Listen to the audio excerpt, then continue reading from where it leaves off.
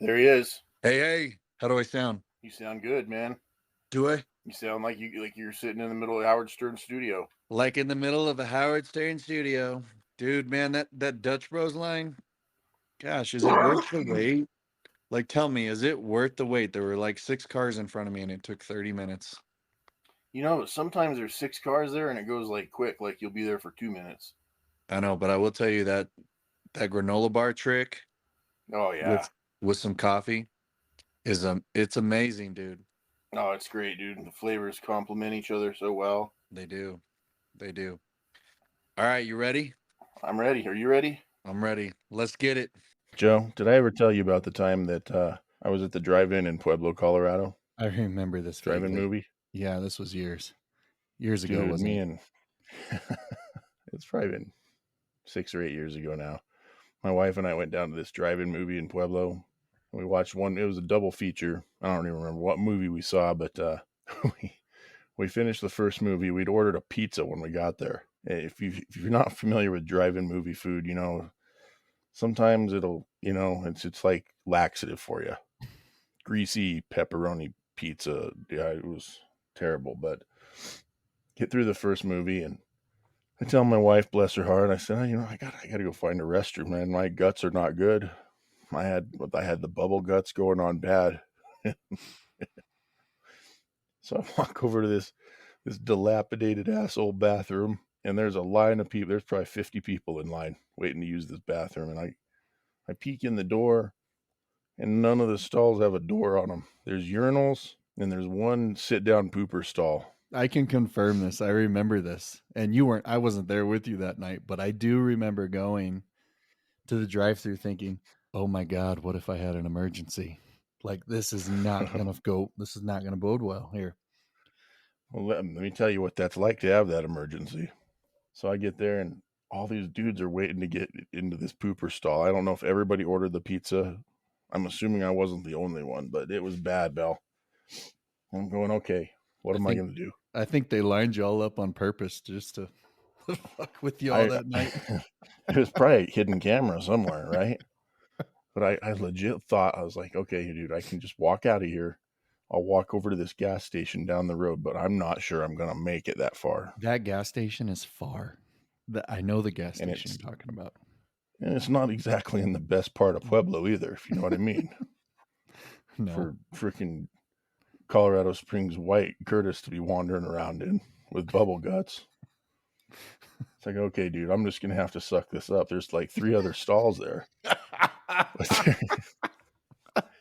There's no door on them, right? So I'm like, if I don't just swallow my pride right here and right now and do this, No, you did not. You did not. Did we you? are going to have a much, much larger problem here. So, I just walk. I said, "Excuse me." I had somebody move out of the way, and I walk right in there, and I'm walking past all these dudes, and they're looking at me like, "What the fuck are you doing?" Like I was cheating them in line or something. Daddy Don's got to do what Daddy Don's got to do. God, It sounds like I had to do it, man. So I went into the first stall I could get into, and there's people standing in front of the door or where the door's supposed to be. It's just a wide open stall, I don't think any of the stalls had doors on them. Only the last one. Yeah. Only the handicap one is with the one everyone was waiting on. But so anyway, I get in this stall, and there's a dude and his son standing in front of me, and so I start fucking dropping my rig, and that's all I can do to get her down fast enough. And No. sit down, man. I start freaking blowing the lid off of this freaking commode in here. And once you've done that, there is no pride. There's no pride left. And once you've done it, you're there. I swear to God, Joe, I will never forget. I looked up at once, and I will never forget the look on this guy's face that was standing in front of me. He had the most uncomfortable look on his face. I can picture it like it was yesterday. I do my thing, and I get the hell out of there as fast as I can and get back to the car. And my wife goes, "Well, God, where were you? You were gone a long time, and the movie's about to start now, and it's like a half an hour, break in between." So I was telling her the story, but I said, my story to you is not going to be anywhere near as good as the story that this man's going to tell his family when he gets back to his car.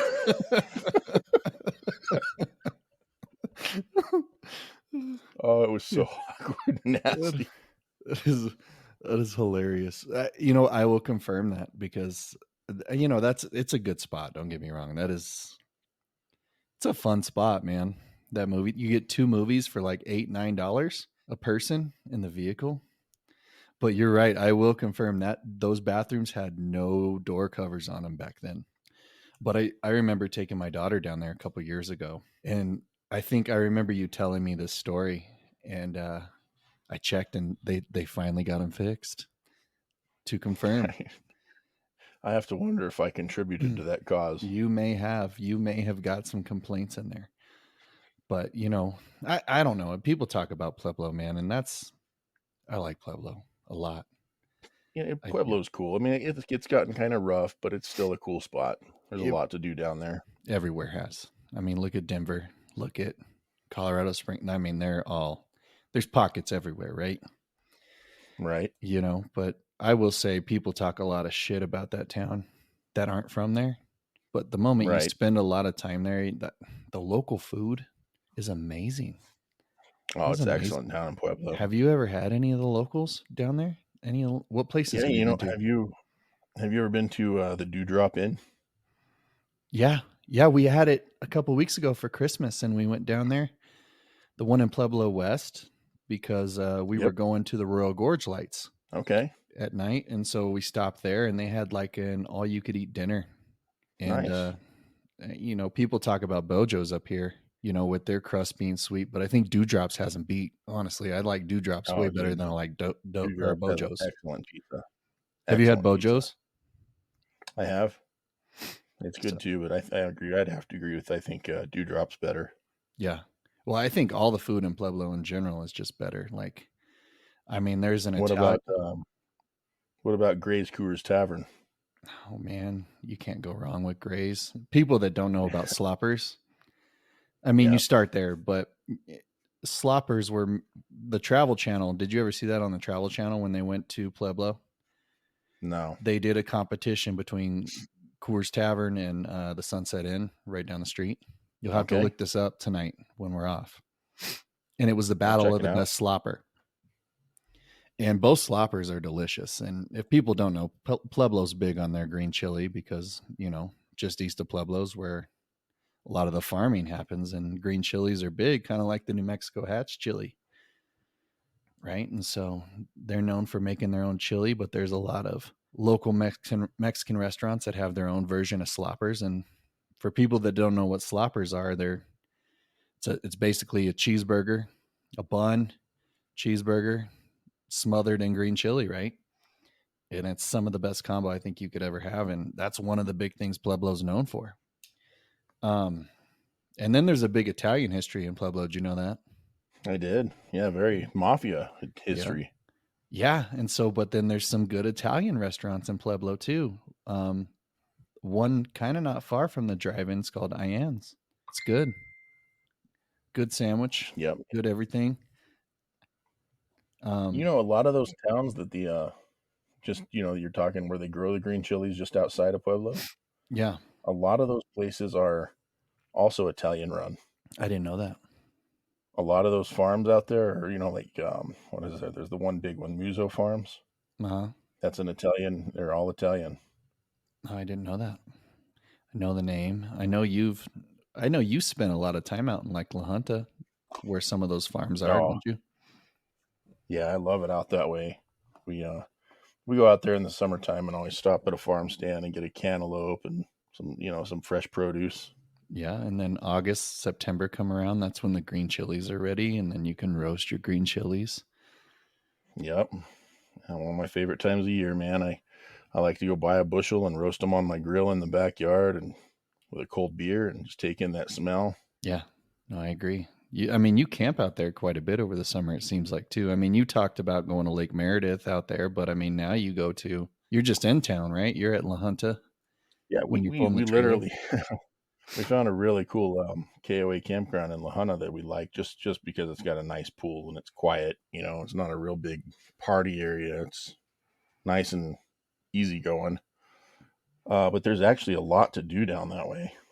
There's an area called Picket Wire Canyon where you can go, and you can take a jeep tour or you can hike it.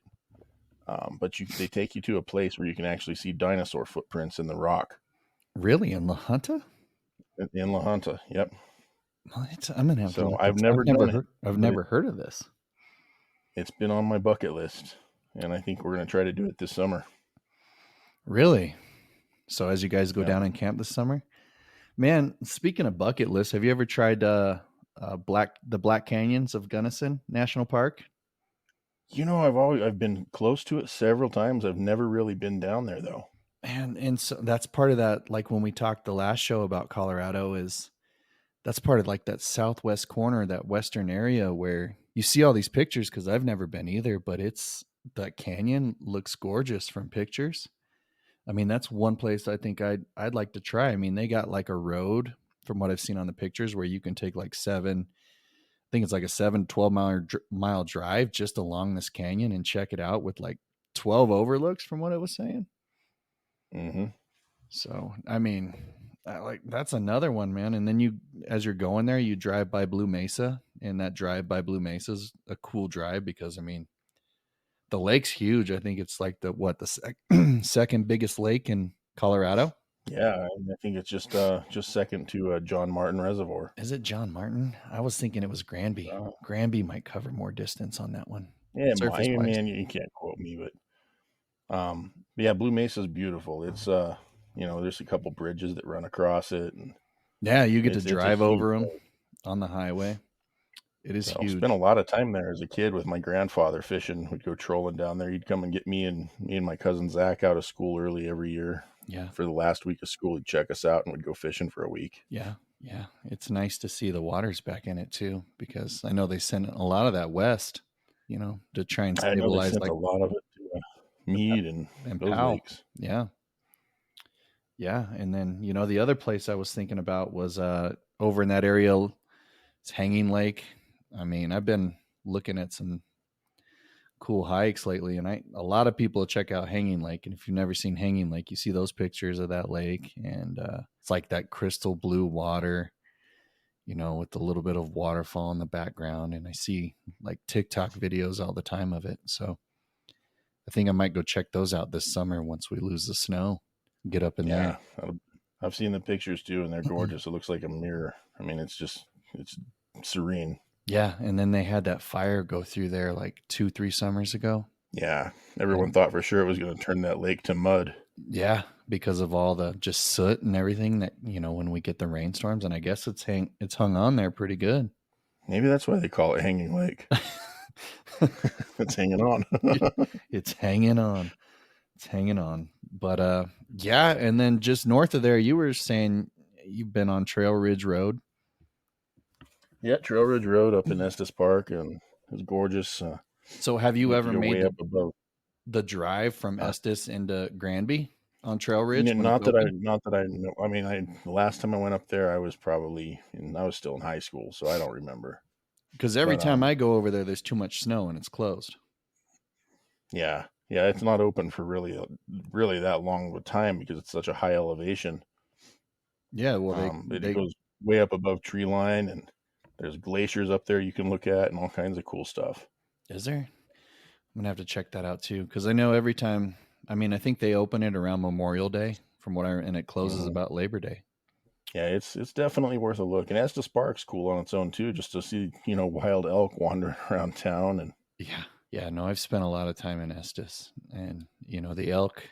We talked about elk hunting, the last show, and it's kind of crazy how smart they are because they know they can't be touched there.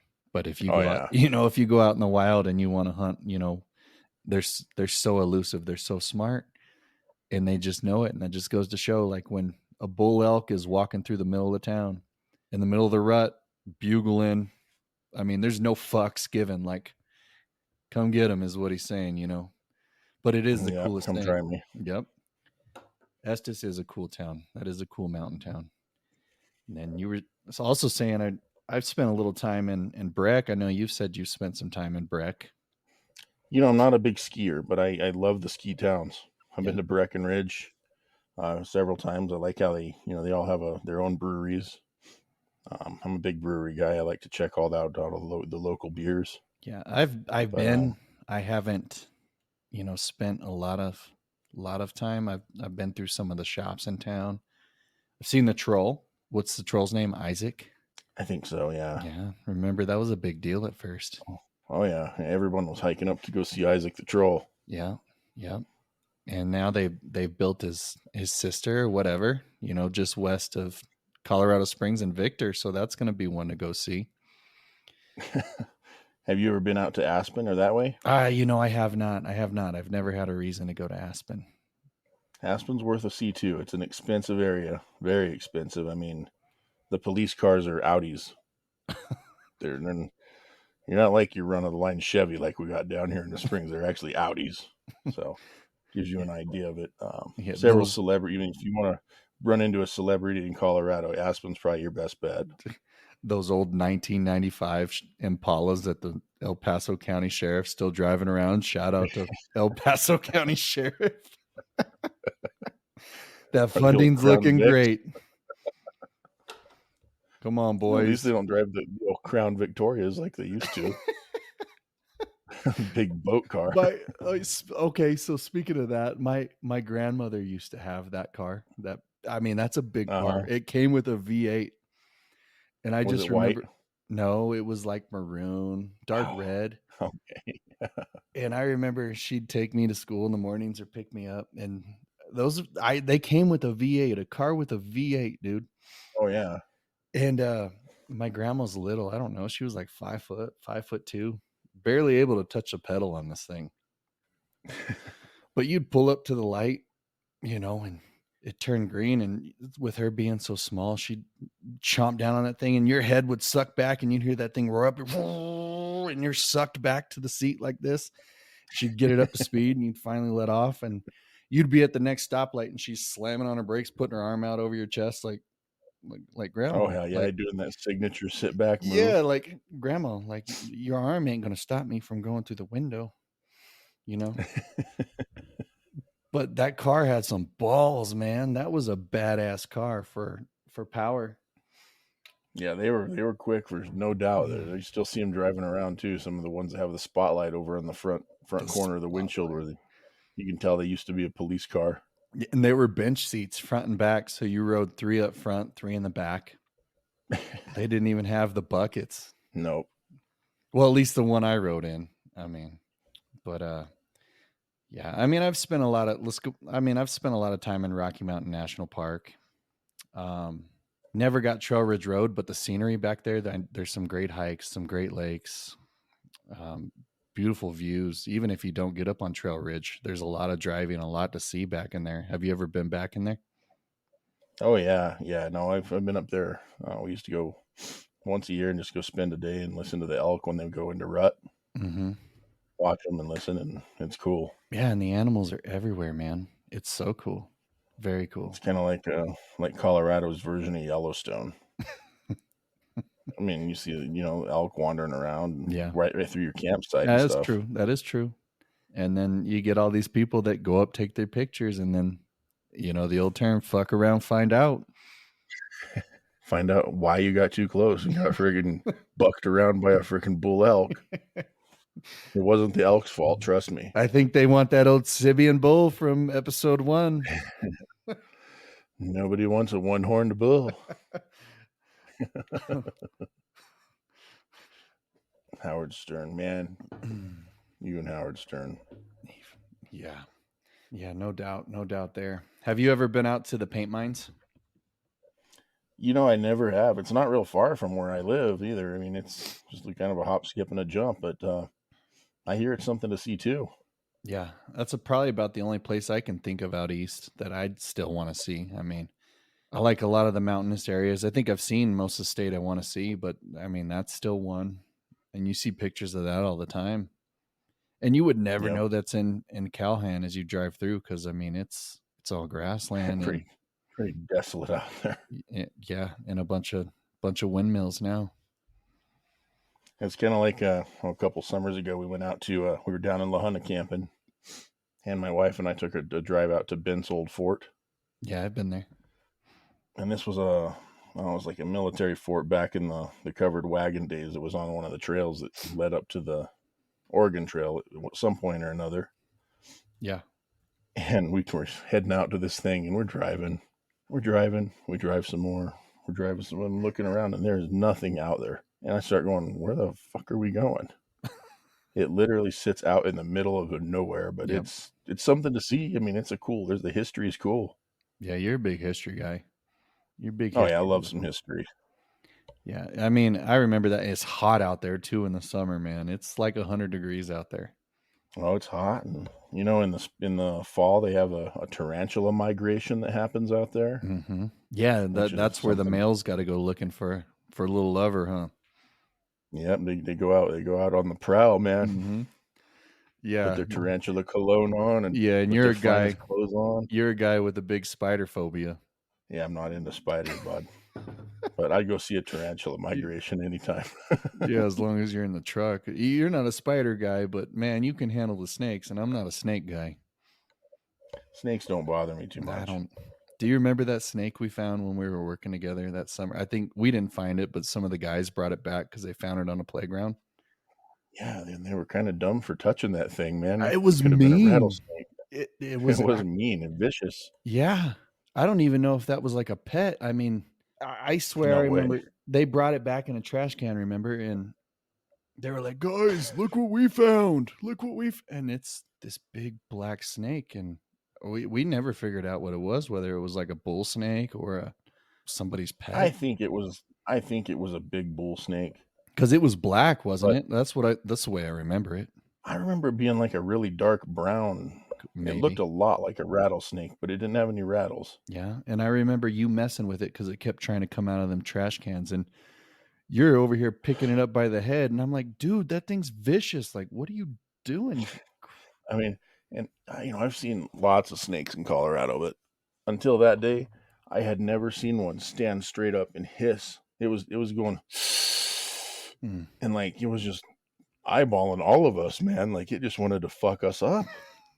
Well, whoever brought that thing back should have never brought it, but it might have been a pet.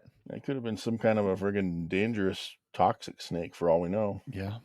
Yeah, and you almost got bit by it. Came back from Iraq or something in somebody's luggage. Well, yeah, I mean, we are known for the military down there. You never know. Trying to set us up. I've never seen one, man. I remember its head, like if you pissed it off enough, its head would flatten out. Remember? Yeah. I remember, like, and you were touching it.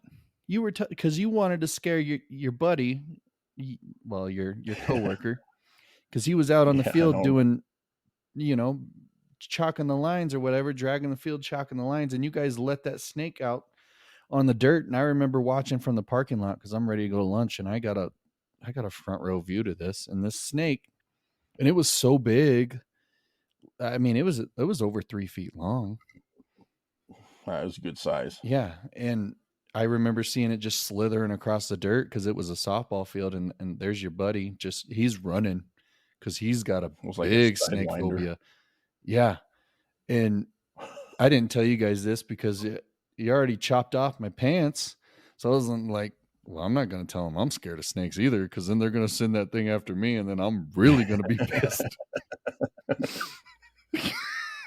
That's probably a good thing you didn't. And I see this guy, and I thought I was scared, but this guy was like climbing. He would get petrified. Yeah, I mean, he would have climbed a tree like a cat scared. And then I remember we found one on the way back, and it was the same kind of snake. So it must have been a bull snake, but it was dead in the middle of the road. We found it.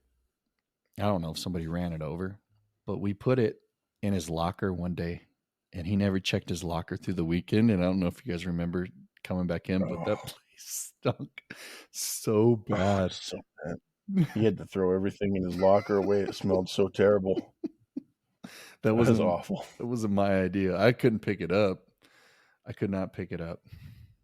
But yeah. No, it was terrible. Yeah. All right, back on Colorado, back on topic. Okay. I've been to Fort Collins. A lot of people talk about the breweries. I mean, Fort Collins is known for a lot of breweries. I know you've been Fort Collins camping is up a there. really it's a unique place. It's there's a lot to do in Fort Collins, college town, home of the CSU Rams. Uh, they got a really cool little area in downtown Fort Collins called Old Town, where a lot of little craft breweries set up. A lot of neat little stores in there. It's very very naturey type of town. They love they love everything green and nature wise stuff. Anheuser Busch is made not too far from there. Yeah, that's If you right want to there do along a brewery I-25. tour. That's a tour I want to check on, man. I've never checked on that tour. I have an uncle that used to work there. He was one of the management there. Really? Do they tour it like Coors So in Golden? yeah, you could back then. You could do the tour. But You he used to manage the can line there. So when I got married, all the beer and stuff for our wedding was provided by him. He just saved his beer allotment that they'd give the employees for like a whole year, and wham, we had so much beer we didn't know what to do with all of you took all expired beer to your wedding. it. Brand new beer. No, that's cool. I mean, have you ever toured Coors? I never have. No, Nope. that's a cool tour. I mean, you like history. Yep. Yep. And I'll I have to mean, you do go that through sometime. there, you see all the, the places with hops and a barley it's put in and the machinery, and then um, they give you beer at the end, free beer. And you got a So choice of, kind of off Colorado topic, but I've done the Sam Adams Brewery in Boston, and okay. it's kind of the same deal. It's a lot of fun. Brewery tours are just cool. They amaze me. Yeah. Yeah. We might have to put that one on the bucket list. That Anheuser-Busch, and check that one out Absolutely. if they still do it. Yeah, I'm sure they do. You think? Let's look it up. I'm gonna look it up. See what we Okay. got here. I know when my uncle worked there, I went to the brewery company picnic one time with them, and man, they had like a field house where they kept the Clydesdales and all that stuff. You could go see all that. In Colorado, they had it. Yeah, Fort Collins. Really? Yep. All right. I'm on the website here. Let's see. They're only talking St. Louis and New Hampshire. I don't even see the one listed. They don't have the one They listed on sold the now. website. Anheuser-Busch sold now. It's now AB InBev, so they may not do it anymore. Really? It's an India beverage company, but they still call it Anheuser-Busch. I didn't know they sold. Yeah, been probably 10 years ago. Because I mean, Coors is what now? Is it Molson? Molson Coors? Yeah, I think so. They sold out too. Let's see. I found a different website now that you said that. But I don't see anything about a tour. They took it away, man. I'll just have to go give a self-guided tour to sometime if we're up there. Just walk in. Just wander in. I know somebody. I know another good friend of mine works there, so we could probably get a tour. Yeah. One more cool thing to throw out there on the end here is if you haven't ever done if you like train rides, there's a train that goes from Durango. It's to Silverton. Yeah, the Durango Silverton. That's something to Mhm. do too. That's a cool It's an ride. all-day deal. Have you ridden that? I have. Yep. I haven't ridden that one yet. I've seen it go. I read the big news about that one, starting that big fire. Yeah. Yeah. Well, it's chucking embers out the smokestack as you're chugging along, so I can see why. No, but it is a cool one because it's on narrow gauge. Yeah, Did you know it's that? an all-day deal. I mean, you can go and Well, and that was the drive. That's part of the drive I told you to take from Durango, because from Durango, that track basically follows that road, even though you don't see it in that Oh, is that track. right? Yeah, so that road goes from Durango to Silverton. That's where the train stops. You get out, you visit Silverton or whatever for a little bit, But then from Silverton, you move on to Ouray, and that's where the $1 Million Highway basically is from Silverton to Ouray, right out of Silverton. So if you go past Silverton, you're going Okay. through all those canyons and those. It's like Trail Ridge Road, like you talked about. You get up 12,000 feet, timberline. You're going back and forth from there. That's a cool one. And there's another cool train, I guess, in Leadville too. I haven't experienced. So The if one you're, that I want to do is right here in the middle of Colorado Springs, and I want to do the one that goes up to the top of Pikes Peak. you haven't done that one? I've never done it. Are you serious? We did it. It was 2 summers ago. I've been up there, but I never took the train. I drove. Yeah, I don't think I've ever drove. If I have, I'm too little to remember it. But the train is cool now that they've redone it. I did it before the Broadmoor bought it, and then after. So before the Broadmoor bought it, if you were going to go up, the only way you could stay warm is if you kept the windows up on that fucker. So I mean, if you've never been up, over 14,000 feet, it's cold in the morning. It's still like 20, 30 Oh degrees. yeah. But the new train is all modernized and it's heated, it's AC'd, it's whatever. We went up, I want to say it was 2 summers ago, and took the new train, and we got caught in a thunderstorm up there. And have you ever seen a thunderstorm above timberline? No, I can imagine that's entertaining. It's wild. It is the wildest thing ever. Like, you would get the chances of you getting struck probably above timberline Really good. are ideal. I've never seen lightning flashes like this. It is insane. And I guess lightning ended up striking one of the whatever the boxes are called that switch the tracks over, because on the way up there's places to where you got to pass the train on the way down, so they have stations to where they got to convert the track over. Well, I guess they've automated it, with it being new now that the Broadmoor's got it, because you used to have to stop, get out by hand, switch it so you could pass through, and then the other train could go down or you could pass. Lightning hit it. So we had to wait for the storm to pass, which took like 30 minutes. And you're just sitting there watching lightning strike all around you. And I didn't know this at the time, but I'm like, what makes these trains grounded? And I looked it up. They're grounded, but I don't understand the theory behind the part of that being grounded. Right. I mean, yeah, I don't either. It's cool. Not really in fact, I bet I got a video somewhere on my phone if I go back through and I can find all these lightning strikes, because we were just sitting there watching it. My daughter fell asleep and she's on my lap, but I mean, you watch just strikes all around going. It's crazy. It's nuts. If you ever find them, I'd like to take a look at that. That I'll sounds send cool. them to you. Yeah. Yeah. No, that's a cool experience though. I mean, I forgot about that. And then, and every New Year's, remember the Ataman's still going up. If people don't know about the Ataman. Oh yeah, the Ataman Club. They call it that because every year they add a man. Yeah. Yeah. There's some history right there, huh? Because hike up Pikes Peak and for New Year's do the fireworks. Yep. Every New Year's at midnight, you get to see the fireworks off Pikes Peak as long as the weather's good. I can see Pikes Peak from here where I'm at. I got a good shot of it. Yep. Yeah. I live right under the foot of it. So yeah. Yep. Well, buddy, a little bit shorter show today.